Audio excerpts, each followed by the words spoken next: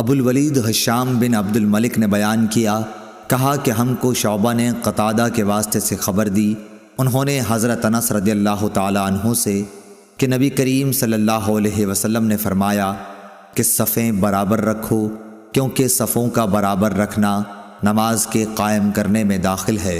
सही बुखारी हदीस नंबर 723।